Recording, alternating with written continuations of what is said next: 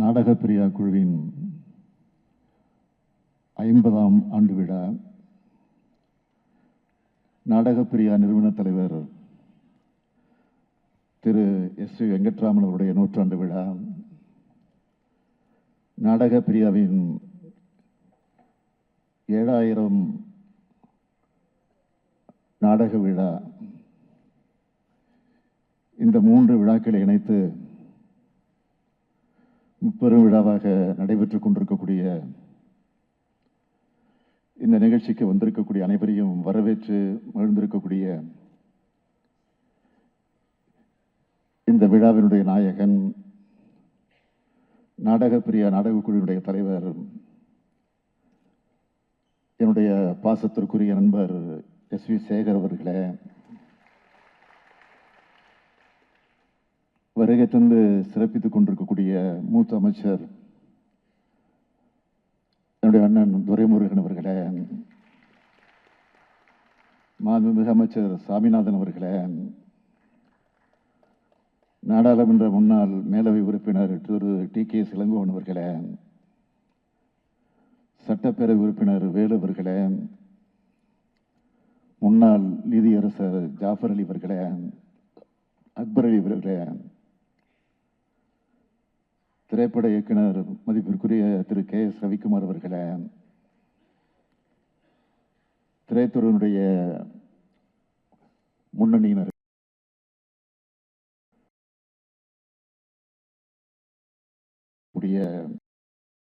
சகோதர சகோதரிகளே,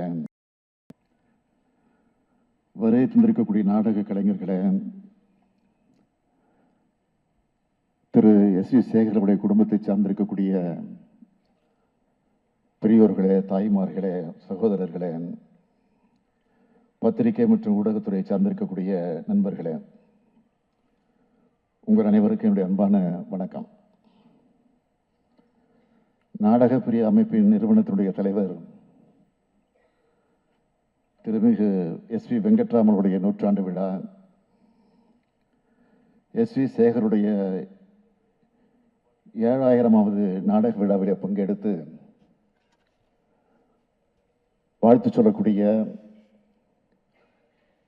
அல்லது சிறிது நிமிடம் உரையாற்றக்கூடிய வாய்ப்பை பெற்றமைக்கு நான் மகிழ்ச்சி அடைகிறேன்.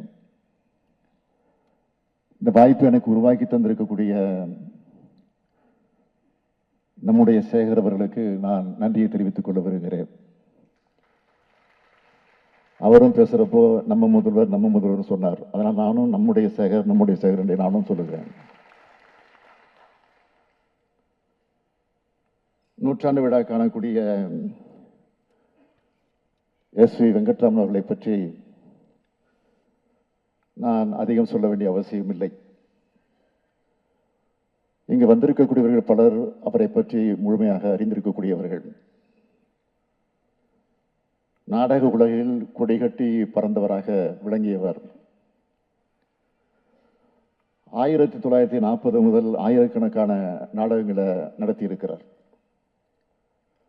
அதிலும் குறிப்பாக பெண் வேடமிட்டு நடிச்சிருக்கக்கூடியவர் அவர்.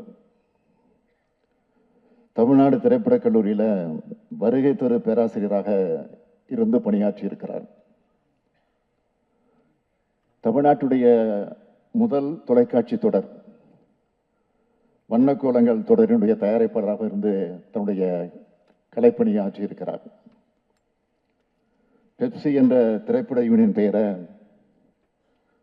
இவரும் எம்பி சீனிவாசனும் சேர்ந்துதான் அதை அமைச்சு கொடுத்திருக்கிறாங்க. இரத்த தானம் செய்யறதுல மாபெரும் சாதனை படைத்தவர் நம்முடைய எஸ்.வி. வெங்கட்ராமன் அவர்கள். இப்படி ஒரு நீண்ட பட்டியலையே அவரை பற்றி சொல்ல முடியும். ஆக இப்படிப்பட்ட புகழ் மாலையை சூடக்கூடிய அளவிற்கு சாதனைகள் செஞ்சிருக்கக்கூடிய காரணத்தால் தான் இன்றைக்கு 100ஆண்டு விழாவை இவ்வளவு சிறப்போடு எழுச்சியோடு நாம் இங்கே கொண்டாடி கொண்டிருக்கிறோம். நம்முடைய எஸ்.வி. சேகர் அவர்கள் என்னை பார்க்க வேண்டும் என்று என்னிடத்தில் தேதி கேட்டு அண்ணா அறிவாலயத்திற்கு வந்தார்கள். ஓரிரு மாதங்களுக்கு முன்பு அங்கே வந்து என்னுடைய இடத்தில் அமர்ந்து ஒரு கோரிக்கை வைத்தார். கோரிக்கைன்னு சொல்ல மாட்டேன், ஒரு உத்தரவை என்னிடத்தில் போட்டார். என்ன என்று கேட்டால், இப்படி ஒரு நிகழ்ச்சி நடத்த போகிறோம், 7000 நாடகத்தை நடத்தி முடித்து அதை உங்கள் தலைமையில் நடத்த நாங்கள் முடிவு செய்திருக்கிறோம். என்னுடைய தந்தையாருடைய 100ஆண்டு விழாவை அந்த நிகழ்ச்சியில நடத்த திட்டமிட்டிருக்கிறோம். எங்களுடைய நாடக குழுவினர் அத்தனை பேருக்கும் நீங்கள் கேடயம் வழங்கிட வேண்டும். நீங்கள் வந்து பேசக்கூட வேண்டாம், ஒரு 10 நிமிடம் நாடகத்தை பார்த்துவிட்டு கேடயத்தை பரிசை மாத்திரம் வழங்கிவிட்டு போனால் போதும் என்றுதான் என்னிடத்தில் சொன்னார். நான் உடனே சொன்னேன், நான் முதலமைச்சர் ஆனதற்கு பிறகு இது போன்ற நாடக விழாக்கள், தனிப்பட்ட முறையில் நடைபெறக்கூடிய பொது நிகழ்ச்சிகளுக்கு நான் போவதில்லை, அதிகமாக போறதில்லை. அரசு நிகழ்ச்சி, கட்சி நிகழ்ச்சி, இப்படித்தான் நான் போக வேண்டிய சூழ்நிலை இருக்கிறது. அதற்கு நேரம் போதவில்லை. ஏனால் ஒரு நிகழ்ச்சிக்கு போய்விட்டு அடுத்தது கூப்பிட ஆரம்பித்துவிடுவார்கள், அது தவிர்க்க முடியாமல் போய்விடும் என்று நான் இடத்தில் சொன்னபோது, இல்லை இல்லை, நீங்கள் கட்டாயம் வந்து தான் தீர வேண்டும் என்று உத்தரவு போட்டார். அவர் உத்தரவை என்னால் மீற முடியல. அதனால தான் இன்றைக்கு இந்த நிகழ்ச்சிக்கு நான் இங்கே மகிழ்ச்சியோடு வந்திருக்கிறேன், நன்றியோடு வந்திருக்கிறேன். ஏனென்றால் நம்முடைய சி சேகர் அவர்கள் எங்க இருந்தாலும், எந்த கட்சியில் இருந்தாலும், இப்ப எந்த கட்சியும் தெரியாது, நம்ம கட்சி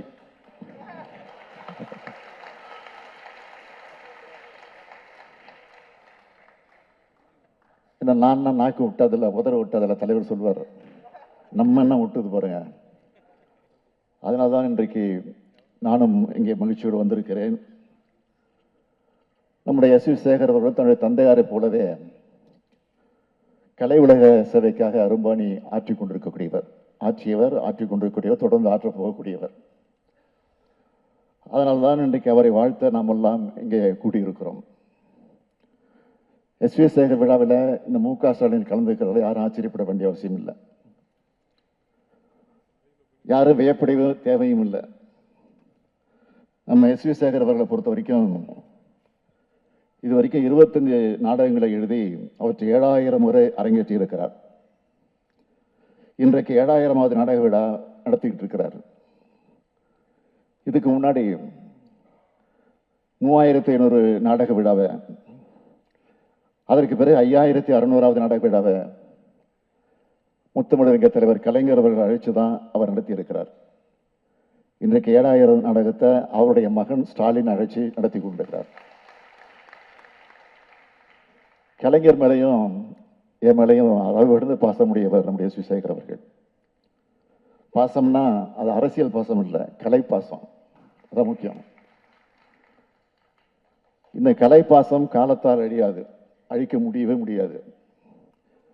இன்னும் சொல்லணும்னா வி சேகர் அவர்களும் எங்கள் குடும்பத்தை சார்ந்தவர் தான். எங்க குடும்பம்னா கலை குடும்பம்.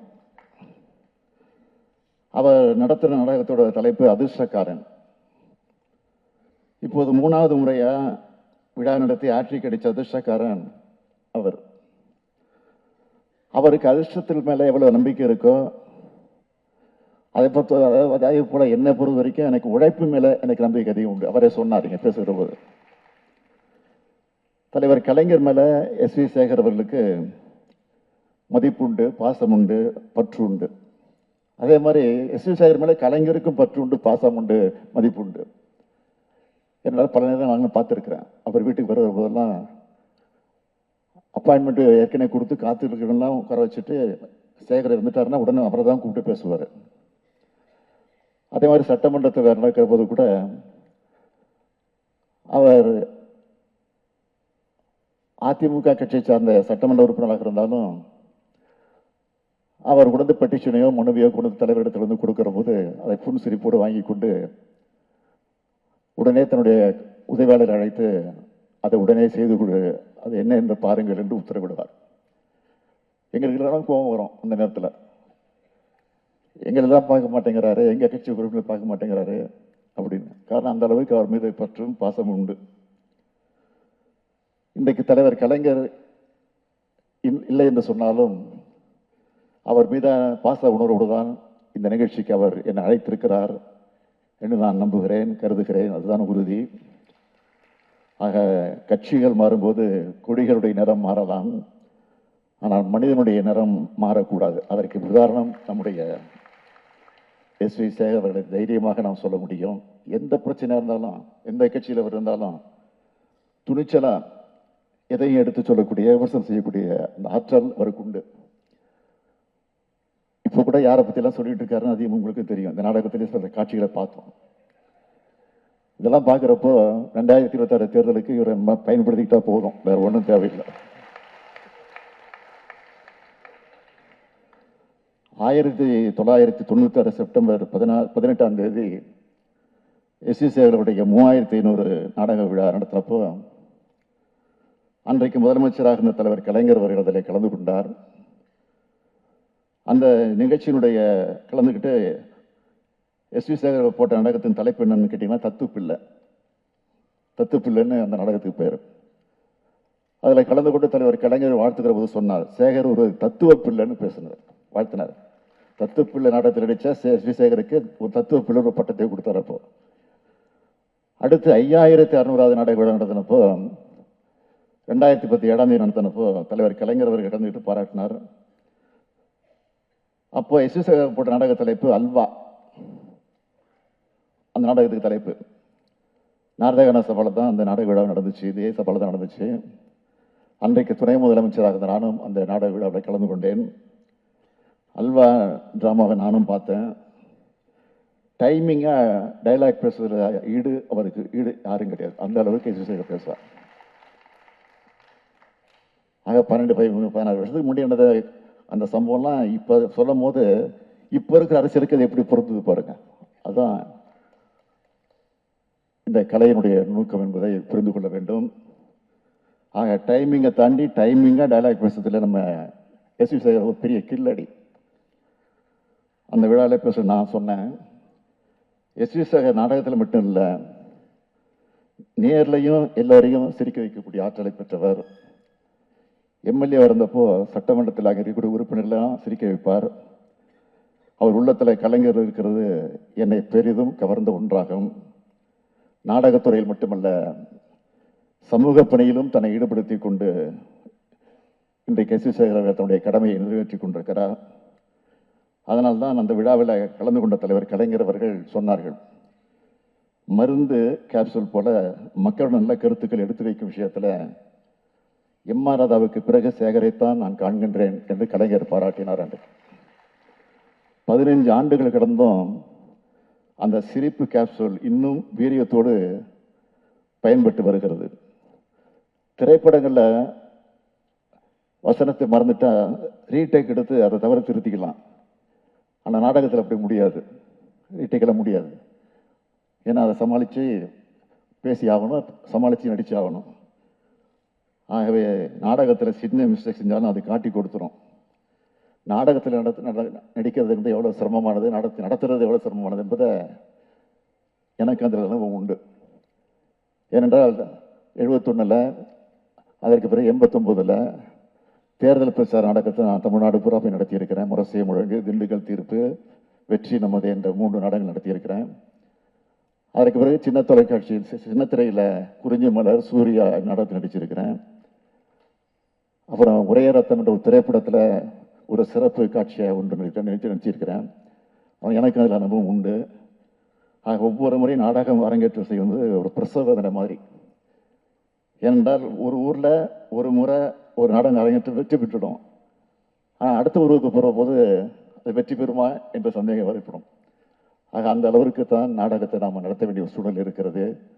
இப்படிப்பட்ட இந்த சூழ்நிலையில், அப்படிப்பட்ட துறையில் 7000வது நாடகத்தை நடத்துகிறாருன்னா அது பெரிய திறமை வேண்டும்.